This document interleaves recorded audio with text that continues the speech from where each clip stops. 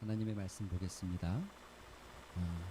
로마서 12장 8절부터 13절까지 교독합니다. 혹 위로하는 자면 위로하는 일로, 구제하는 자는 성실함으로, 다스리는 자는 부지런함으로, 공유를 베푸는 자는 즐거움으로 할 것이니라.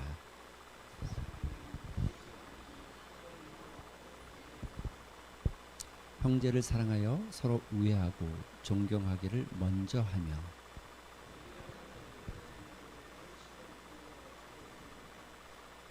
소망 중에 즐거워하며 환난 중에 참으며 기도에 항상 힘쓰며 성도에 쓸 것을 공급하며 손 대접하기를 힘쓰라. 아멘. 할렐루야.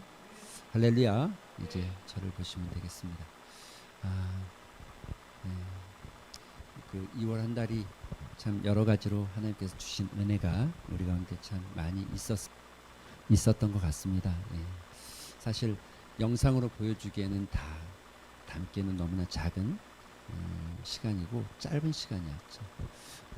중등부에서 편집해온 이렇게 짧게 하는 것, 유초등부에서 편집해온 짧게 해온 게 사실 더 길었는데 다 보기엔 너무 시간이 좀 그래서 다 조금씩 줄여서 봤습니다. 그렇지만 그 모든 순간순간에 하나님께서 은혜를 흘려 보내셨고 또 그 모든 순간 안에 하나님께서 일하고 계심을 경험하는 시간들이었습니다.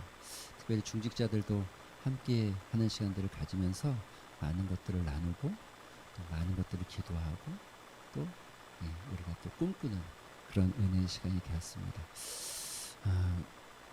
여러분, 리차드 우리에게 있어서 가장 중요한 그레이트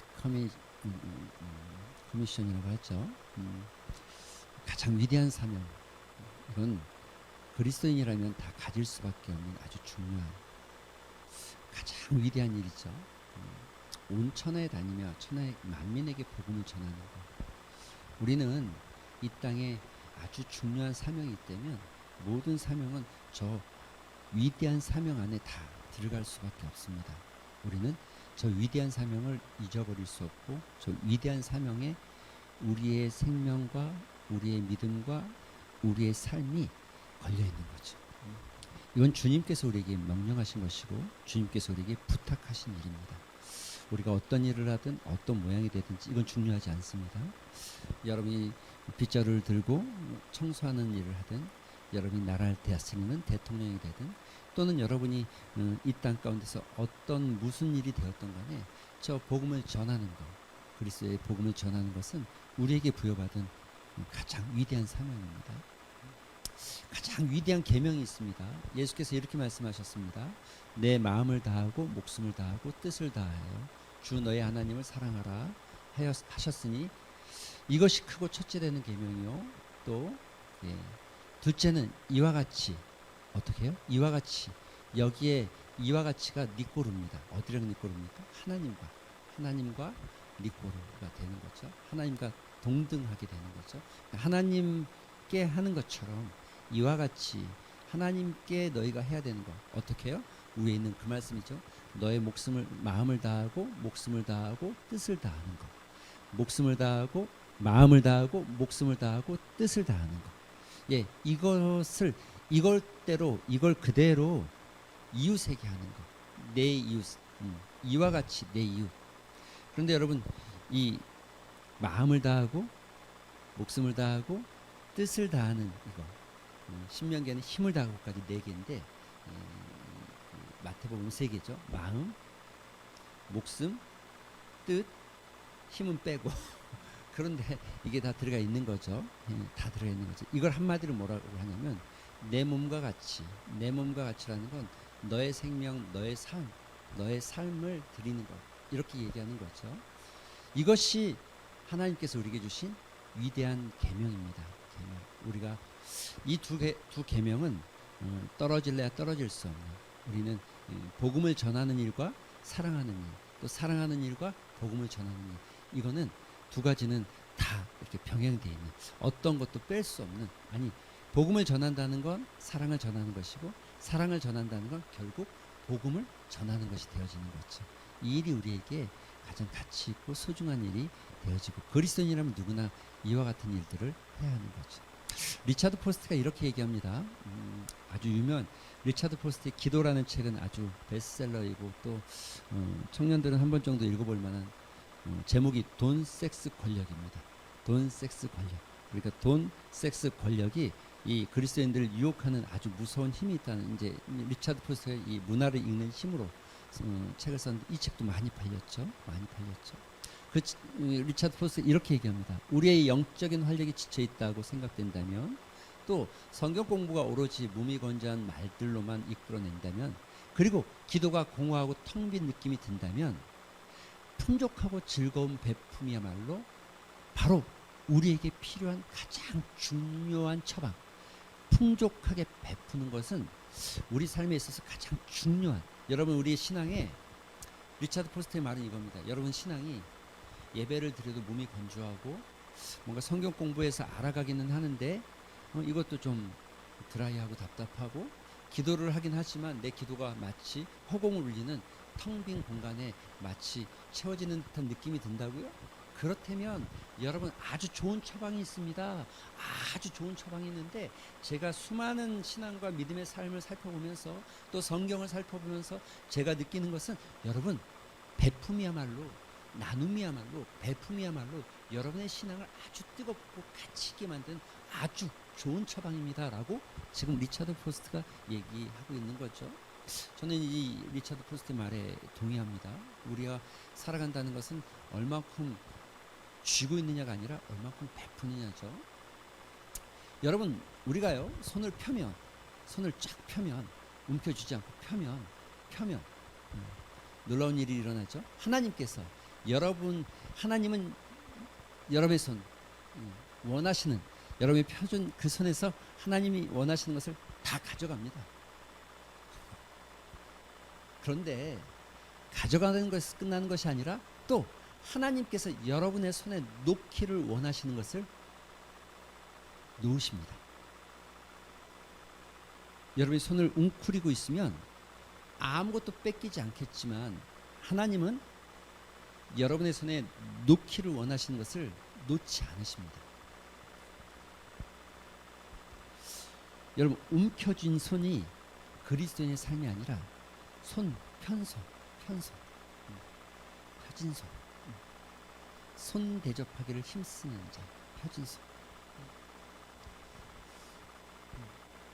내가 손을 펴면 하나님께서 여러분의 손에 놓으신다는 걸 믿으시면 좋겠습니다.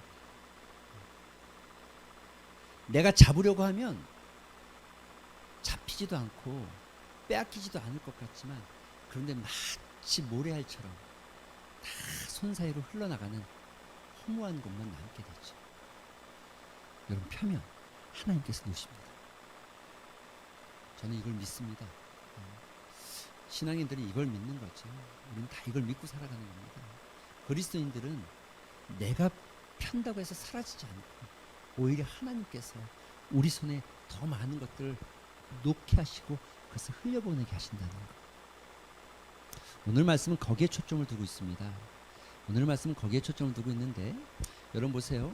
여러분이 읽은 성경에 여러 가지 표현을 많이 합니다. 사실 로마서 이 12장 7절 6절부터는 은사에 대한 얘기를 합니다. 섬기는 것, 가르치는 것 쭉 이야기합니다. 그리고 여러 가지 것들을 이야기하는데 8절부터 우리는 읽었지만 9절에 이렇게 말합니다. 사랑에는 악을 미워하고 사랑은 순수한 겁니다. 이런 얘기. 거짓이 없다는 건 순수한 겁니다라는 얘기. 사랑은 순수합니다. 사랑은 순수해야 합니다. 순수하다는 게 무슨 의미인지 아시겠죠? 우린 이렇게 생각합니다. 기브 앤 테이크, 가는 점과 오는 점, 주고받는 인생. 그래서 이 소위 말하는 인간관계 훈련 수많은 책들 속에 또 리더십 책들 속에 이렇게 베푸는 삶은 무엇인가 내가 저축하는 거다라고 표현하지만 그러나 사랑은 거짓이 없다. 이것은 순수하다 이런 뜻이에요. 순수하다. 악을 미워하고 선에 속하라. 그 다음 말은 이렇게 말하죠. 뭐라고요? 형제를 사랑하고 서로 우애하고 존경하기를 서로 먼저. 여기서 초점 뭡니까? 먼저 하는 일. 여러분 먼저 해야 됩니다. 사랑은 순수한 거예요. 그러니까 어떤 이익이나 어떤 계산적인 게 아니라는 거예요. 계산적인 게 아닌 거예요.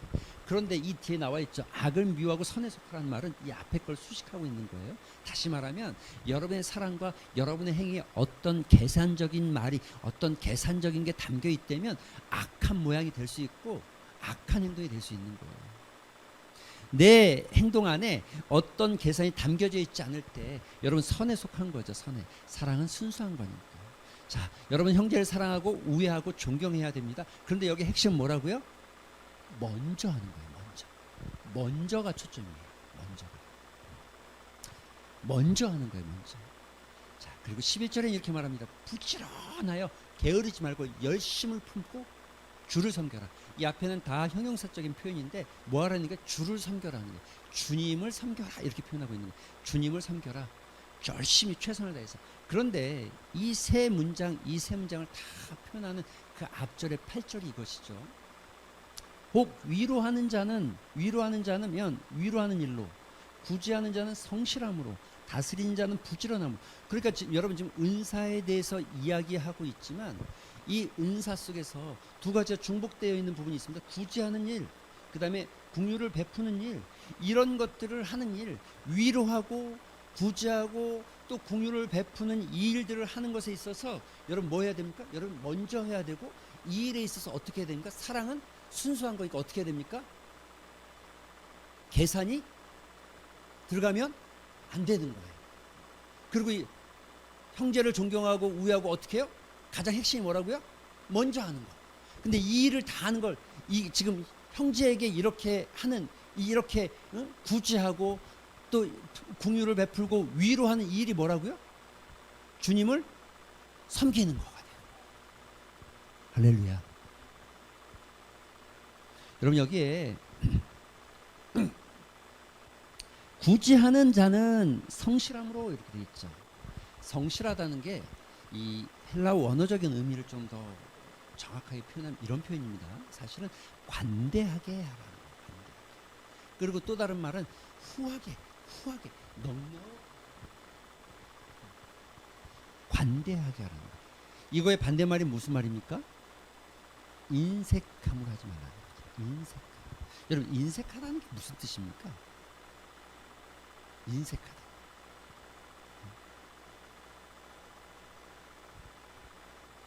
가로 열고 계산적이다. 가로 닫고 이렇게 하시면 될 거예요. 인색한 거예요. 인색. 베푸는 자는, 긍휼을 베푸는 자는 어떻게 해야 됩니까? 즐거움으로. 예. 그러니까 기쁜 마음으로 하는, 기쁜 마음으로. 이게 우리가 형제를 사랑하는 것, 또 우리가 대접하는 일, 손을 펴는 일을 어떻게 해야 되냐면, 우리가 손 펴는 이거를 주님은 어떻게 하기를 원하시냐면, 여러분 손 펴는 이 일을 후하게 하라는 거예요. 넉넉하게 하라는 거예요. 관대하게 하라는 거예요. 소위 말하는 쫀쫀하게, 또 뭐 이렇게 인색하게 하지 말고 넉넉하게 하라는 거예요. 넉넉하게. 관대하게. 그리고 이 방법은 관대하게 하고, 마음 자세는 어떤 거라고? 기쁘게 하라는 거예요. 기쁘게. 즐겁게 섬겨요. 즐겁게.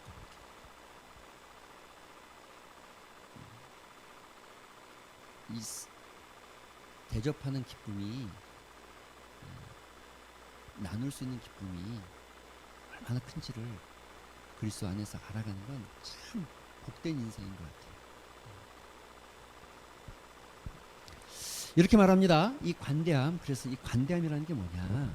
이 관대함, 후하다 이렇게 말하는 이 관대함, 이거는요 성경적 구제의 구체적인 원리입니다. 성경적 구제의 구체적인 원리가 뭐냐면, 여러분 우리가 누군가를 돕거나 우리의 손을 편다는 것은, 이거는요 우리의 손편은요 성경이 원하는 손편은 관대함입니다. 관대함. 잊어버리면 안 되는 거죠. 또 다른 이 말을 다르게 말하면 이런 겁니다. 하나님이 우리에게 주신 것과 같은 방법입니다. 하나님이 여러분에게 베푸신 방법과 동일한 방법입니다. 하나님이 여러분에게 후히 주시고 꾸짖지 아니하시고 흔들어 차고 넘치도록 우리에게 베풀어 주신 그 은혜와 사랑과, 우리가 날마다 일용할 양식을 주옵시고 그 일용할 양식을 날마다 채우시는 하나님의 은혜를, 우리가 하나님께서 우리에게 하신 방법이 뭐냐면 여러분에게 하신 방법이 뭐냐면 관대하고 후하게 하신 거예요. 그래서 하나님은 우리가 하나님께서 우리에게 하신 방법대로 관대하고 후하게 대접하기를, 구제하기를, 섬기기를 원하시는 거죠. 이게 하나님께서 우리에게 요구하는 삶의 모습입니다. 여러분, 이 말을 보면서 시가 하나 생각이 난 게 있었어요. 근데 이 시가 작가는 잘 모르겠는데 이렇게 쓰여져 있어요. 하나님은 하늘을 만드셨다. 근데 이게 이 미괄식으로 이렇게 뒤에다 붙였어요. 줄 수 있도록. 이게 줄 수 있도록 하나님은 하늘을 만드셨다 이렇게 아니라 뒤에를 강조하는 거죠. 하나님은 하늘을 만드셨다. 줄 수 있도록. 왜? 그리하여 하늘은 축복을 내린다.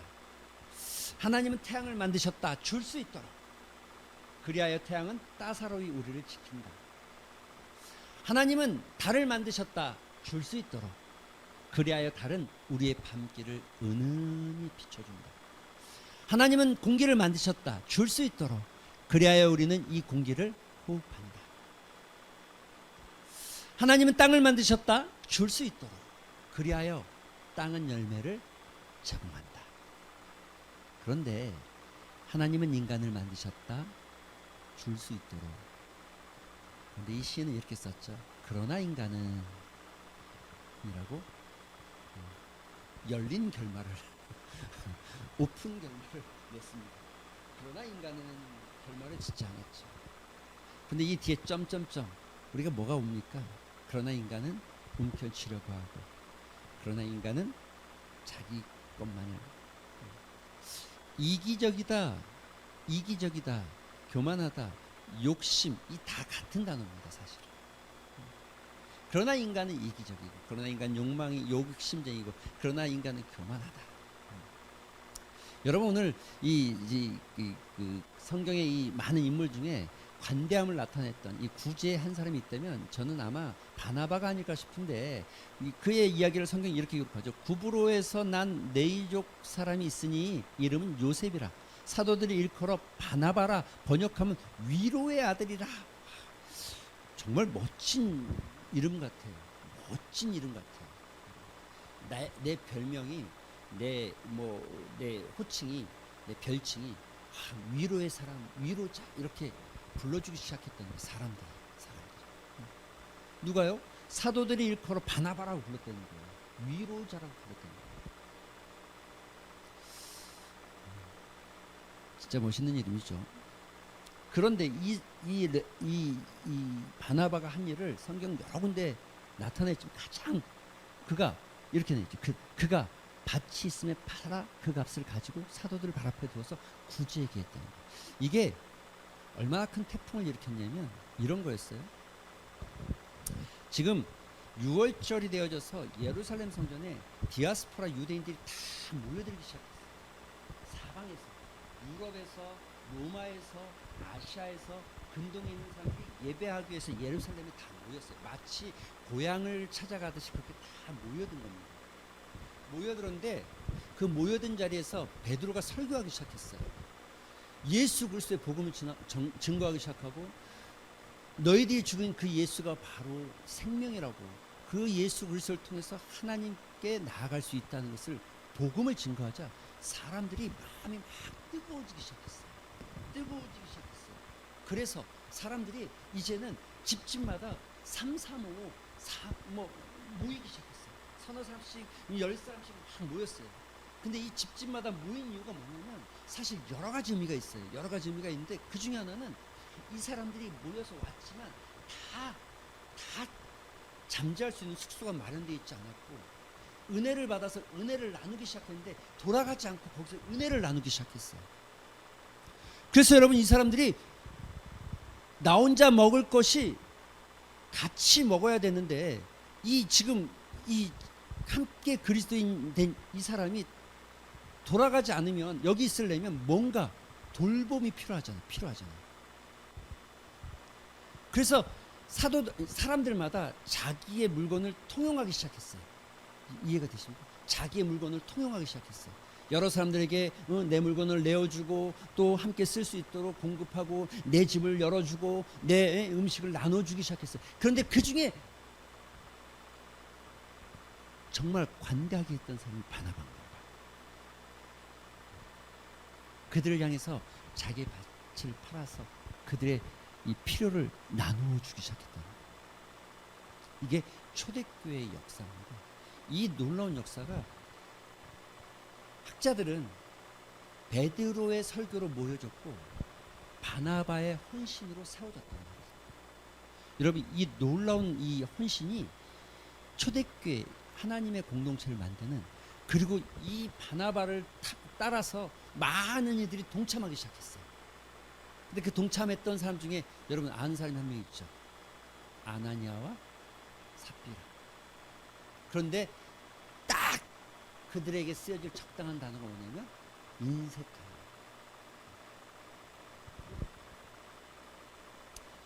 여러분, 우리가 관대하다는 게 어떤 말인지, 관대하면요 또 이 궁핍함 가운데서도 얼마든지 우리가 할 수 있죠. 고린도후서에 보면 이렇게 말합니다. 형제들, 하나님께서 마게도냐 교회들에게 주신 은혜를 우리가 너희에게 알리노니. 여러분, 성경에 나와 있는 이야기들이죠. 환난의 많은 시련 가운데서 그들의 넘치는 기쁨과 극심한 가난이 그들의 풍성한 연보를 넘치도록 하여. 가난한데 오히려 넘쳤다는 거예요. 지금 그들의 삶에. 이런 말이 정말 도전이 되는 거죠. 극심한 가난이 그들에게 풍성한 연보를 넘치도록 하였다. 내가 증언하노니 그들이 힘대로 할 뿐 아니라 힘에 지나도록 자원하여서 그들의 마음을 다해서. 그러니까 이거는 관대하다는 표현은요, 많다, 넉넉함이 있었다라는 이야기가 아니라는 것을 우리가 성경을 통해서 배우는 거죠. 얼마든지 우리가 궁핍함 중에도 할 수 있다는 거죠. 그렇게 성경은 말하고 있는 거죠. 여러분, 관대함은요, 이 성경이 말하는 이 관대함은 바나바 같은 사람도 있고 또 고린도 교회와 같은 경우도 있죠. 근데 이 관대함은요, 은혜에 대한 깨달음이 클수록 그 깨달음에 비례할 수밖에 없습니다. 여러분, 여기 은혜라고 썼는데 사실은 가로 열고 이게 믿음이라고 표현을 해야 되는 거죠. 은혜에 대한 깨달음. 여러분, 성경에 보면요 여러 말이 있는데 맥스 루카스도 이런 얘기합니다. 은혜에 깊이 잠길수록 은혜를 더 잘 베풀 수 있다. 은혜에 깊이 잠길수록 더 베풀 수 있는 삶. 그리스도인의 삶은 이와 같은 삶을 살아가야 된다. 마태복음 7장에 보면 이렇게 말합니다. 그리하면 너에게 주실 것이요, 찾으라 그러면 너희가 찾아낼 것이요, 문을 두드리라 그러면 너에게 열릴 것이다. 구해라, 찾아라, 두드리라. 우리가 이 말을 가지고 기도해야 될 것에, 기도해야 되는 당위성에 대해서 설명하고, 기도할 것에 대해서 사람들에게 강조하고, 기도에 대해서 말하고 있는 거죠. 그런데 여러분, 이 마태복음 7장 7절의 이 이야기가 단순히 그냥 기도하라는 의미가 아니라, 물론 기도하라는 의미죠. 그래서 그 다음에 어떻게 얘기합니까? 8절에 구하는 이마다 받을 것이요, 찾는 이는 찾아낼 것이요, 두드리는 이에게는 열릴 것이다. 받게 된다는 거죠. 여러분이 구하면 그렇게 얻게 될 거라는 거죠. 그리고 너희 중에 누가 아들이 떡을 달라 하면 돌을 주며 생선을 달라 하는데 뱀을 줄 사람이 있겠느냐? 그럴 사람이 없지 않냐? 아들이 달라고 하면 그렇게 할 사람이 있겠냐는 거죠. 하나님께 너희들은 구해야 된다. 구하는 삶을 살아라. 그리고 여러분 11절이 아주 중요한 거예요. 11절. 여러분 이렇게 돼 있어요. 그러나 악한 12절이 이렇게 돼 있어요. 그러므로 12절은. 자, 그러니까 구해라. 그럼 하나님 주실 것이다. 찾아라. 그럼 너희가 찾게 될 것이다. 하물며 아들이 달라고 하는데 돌 줄 사람이 있느냐? 생선을 달라고 하는데 뱀 줄 사람이 있느냐? 이렇게 말하는 거예요. 하나님 주시겠다는 거죠. 그런데 그러므로가 여기가 중요해요. 그러므로 뭡니까? 문법상 그러므로가 나올 때 뭡니까? 결론을 얘기할 때. 그러니까 그래서 그러므로 결론을 이야기할 때. 그러니까 그러므로 무엇이든지 남에게 대접을 받고자 하는 대로 너희도 남을 대접하라. 이것이 율법이요 선지자. 남에게 대접받고 싶다면 대접을 하라는 거죠. 그런데 여러분, 구하는 이유가 뭡니까? 왜 우리가 구해야 됩니까? 왜 두들겨야 됩니까? 왜 하나님께서 구하는 자에게 후히 주시겠다고 약속하시는 겁니까? 왜 하나님께서 문을 두드리는 자에게 열어주시겠다고 약속하시는 겁니까? 하나님이 지금 말씀하고 있는 것은, 성경이 예수님께서 말씀하고 있는 것은 너희가 대접하는 자가 되라는 거죠. 하나님께서 너희가 대접하기를 원하면, 너희가 구제하기를 원하면, 너희가 돕기를 원하면, 너희가 섬기기를 원하면 구해라, 주신다는 거죠. 할렐루야. 이걸 약속하고 있는 거죠. 다른 약속이 아니라. 여러분 11절에 이렇게 말해요. 내가 악할지라도 좋은 것으로 자식에게 줄 줄 알거든. 하물며 하늘에 계신 너희 아버지께서 구하는 자에게 좋은 것으로 주시지 않겠느냐. 구하는 자에게 안 주실 부모가 있느냐. 구했는데 안 주는 하나님이 되겠냐. 구해라. 너희가 나누지 대접하지 못하는 게 문제가 아니라 구해라. 구해. 근데 구하는 목적이 뭐냐. 너희가 대접하고 나누기 위한 거라. 이걸 우리가 이 말씀을 우리가 소위 황금률이라고 합니다. 황금률.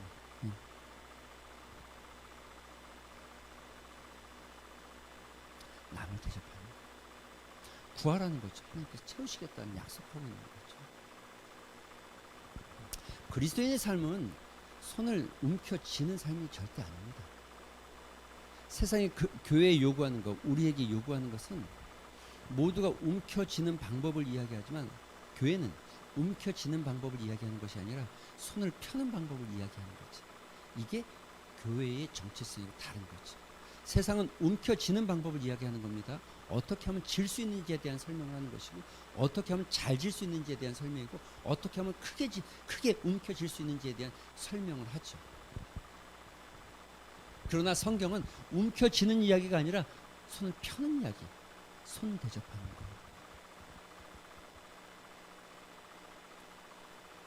구하는 거, 기도하는 거 마찬가지죠. 그래서 오늘 본문도 이렇게 말합니다. 소망 중에 즐거워하며 환난 중에 참으며 기도에 항상 힘쓰며, 그리고 이렇게 말하죠. 성도들의 쓸 것을 공급하며 손 대접하기를. 여기 힘써야 될 게 두 개 있는데 기도에 힘쓰고, 두 번째 뭐라고요? 손 대접하는 거. 손 대접하는 거. 지금 시대는, 그때는 좀 다를 수도 있습니다. 상황은 좀 다르기도 하겠죠. 그때는 나그네들이 집에 들어오면 나그네를 대접해야 되고, 그들을 반겨야 되고, 그들에게 잠자리를 제공하기도 해야 됩니다. 그런데 많은 사람들이 자기들이 형편이 넉넉하지 않기 때문에, 또는 나그네가 보아하니 이 행색이 남루한 것을 보아하니 별 볼 일 없어 보이거나, 또는 귀찮다는 이유로 나그네에게 대접하기를 좀 멀리하고, 섬기기를 멀리하고, 헛간을 내어주거나 먹다 남은 밥을 내어주거나. 그러나 너희는 그렇게 하지 말라는 거죠. 너희는 그렇게 하지 말라는 거죠. 필요한 것, 너희에게 필요로 하는 것이 있다면, 누군가 너희에게 필요로 하는 것이 있다면 그들의 필요를 채워주는 거예요. 여러분, 그리스도인의 삶이라는 게 무엇입니까? 믿음으로 산다는 게 무엇입니까? 우리가 믿음으로 산다는 것에 대한 분명한 정의가 좀 필요하죠. 믿음이라는 게 뭔지에 대한 정의가 아니라, 믿음이라는 것이 무엇이다라는 정의는 이미 수없이 많은 시간을 통해서 우리가 해오고 있지만, 믿음으로 산다는 게 무엇이냐는 거예요. 제가 이런 이야기를 들은 적이 있습니다. 어떤 독수리가 아주 높은 나무, 절벽의 나무 꼭대기에 새끼들이 쭉 앉아 있는데, 아비 독수리가 세 마리의 새끼가 절벽 끝에 앉아 있을 때 밀쳐내기 시작한답니다. 그럼 안 떨어지려고 꽉 잡고 있는데, 밀면 한 마리가 떨어지죠. 또 밀면 또 그 다음 떨어지고, 마지막 한 마리가 남겼는데 안 떨어지려고 어떻게 하든지 붙잡고 있습니다. 그 아주 날카로운 발로 나무를 꽉 붙잡고, 그래도 밀어내니까 이 독수리가 애기 새끼 독수리가 밀려가지고 떨어진 게 아니라 거꾸로 마치 박쥐처럼 거꾸로 매달렸어요. 여러분 그런데 이걸 놓는 순간 하나님께서 독수리를 창조한 놀라운 일이 벌어지는 거죠. 자기 안에 날개가 있다는 거죠. 날개가. 놓는 순간 하늘의 재앙이 되는 겁니다. 날개가 있다는 거죠. 여러분 우리 삶에는 하나님께서 숨겨놓은 날개가 있는 거죠. 우리가 잡고 있다고 해서 잡히는 게 아니라 놓는 순간 하나님께서 우리를 펼쳐서 창공을 날아가는,